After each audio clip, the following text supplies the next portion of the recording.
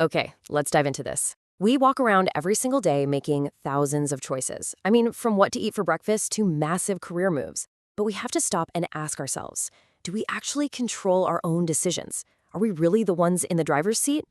Welcome to This Explainer. Today, we're unpacking a truly fascinating psychological and philosophical premise, the illusion of autonomy. We love to think we're these entirely rational beings, logically weighing our options, right? But the reality of human nature is actually quite different, and honestly, a bit mind-bending.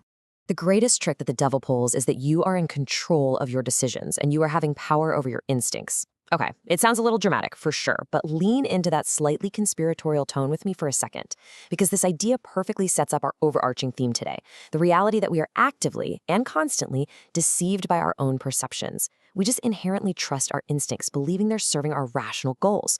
But the truth is, they might be quietly running the whole show behind the scenes, totally without our permission. So let me ask you directly, and I really want you to genuinely think about the answer here. Are you really in control? See, we assume free will is just an absolute given. We assume our logic completely dictates our actions. But what if that feeling of control is just a very comfortable little narrative our brain spins for us so we can sleep at night? Let's explicitly disrupt that assumption right now, because as you'll see as we dig into this material, the answer to this question is a heck of a lot messier than a simple yes. Let's look at Section 1, your internal autopilot. To truly understand why we aren't as in control as we think, we've got to peel back the first layer of the onion and look at how our own brains basically work against our rational interests. First up, unconscious biases. These are hidden forces that significantly influence our decisions completely without our awareness. And here is the real kicker. They often work directly against our best interests. Look, your brain is a massive processing machine trying to save energy, so it creates these cognitive shortcuts. But then these invisible biases end up hijacking the process. We think we're weighing the pros and cons fairly and logically, but an unconscious bias has literally already tipped the scales before we even realize we've made a choice. No way, right? Then we have the illusion of control. This is that widespread phenomenon where we drastically overestimate our ability to dictate events and outcomes. We mistakenly believe we have both hands firmly gripped on the steering wheel of our lives at all times. We think, hey, if I just plan perfectly, I can dictate exactly how the future will unfold. But actually, scratch that. This false sense of control is exactly the mechanism setting us up for inevitable frustration.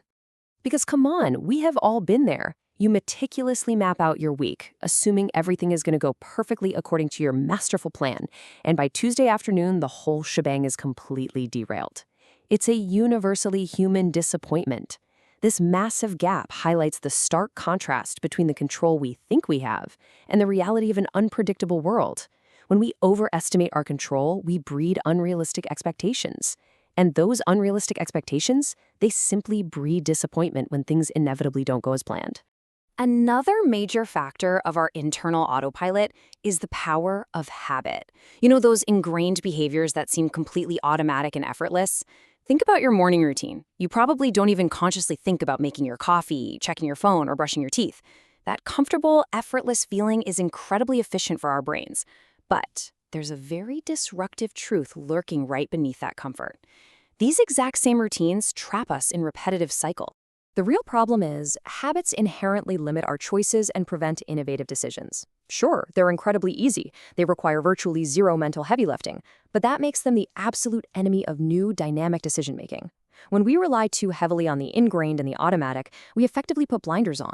We just stop looking for better, newer, or more effective paths simply because the habitual path is the path of least resistance. Which brings us to Section 2, emotions and external pressures.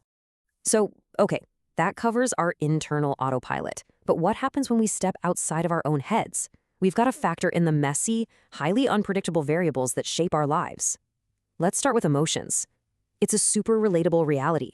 Powerful emotions can quickly lead us to make irrational choices that are simply not in our best interest. I mean, you can be the most logical, rational person in the room, but throw a powerful emotion like intense anger, deep fear, or overwhelming joy into the mix, rationality goes straight out the window. Our feelings frequently and completely override our logic. Now, you might go through life thinking the driving force behind your decisions is 100% you. But in reality, your autonomy is heavily sliced up by peer pressure, social norms, and a deeply rooted desire to conform. And this brilliantly illustrates just how much of our supposed autonomy is actually driven by these massive external forces pressing it on us from literally all sides. The decision-making room in your head is a lot more crowded than we think. Let's systematically break down those external forces. Think about the people around you, the subtle peer pressure, societal norms, and our biological drive to conform. The people we choose to surround ourselves with heavily dictate our choices, everything from the clothes we wear to the way we spend our weekends. We are fundamentally social creatures who just want to fit in, so social norms and the subtle or sometimes very overt pressure from our peers can completely steer our decision-making away from our true individual desires. And the craziest part? It usually happens without us even noticing. Moving right along to Section 3, reclaiming your choices. Okay, if we're constantly at the mercy of internal biases, habits, unchecked emotions, and heavy peer pressure, is it completely hopeless? Absolutely not. It's time to resolve the problem and look at how we can actually take back the wheel. The pathway to autonomy is actually quite clear. Step 1, become aware of these factors. Step 2, understand how your decisions are shaped. And step 3, make informed choices. So the crucial point is this: you simply cannot fight an enemy that you cannot see. Recognizing these invisible strings is the absolute only way to actually cut them. You have to actively observe the mechanics of your own mind. Which leads us to this vital bottom line. Awareness is the key to truly informed choices.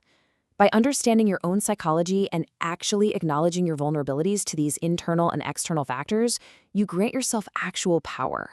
You stop being a passive passenger who's just reacting to instincts and outside forces, and you finally start stepping into genuine informed autonomy. It's a real game changer. So, as we wrap up this explainer, I want to leave you with one final lingering thought. Next time you make a choice, stop and ask yourself, who is really making the decision? Is it the rational you, or is it a deeply ingrained habit, an unconscious bias, or maybe just the subtle pressure of the room you're sitting in? Keep questioning the hidden forces behind your choices, because the more you ask that question, the more freedom you will truly have. Thanks so much for joining me to unpack this, and as always, keep learning.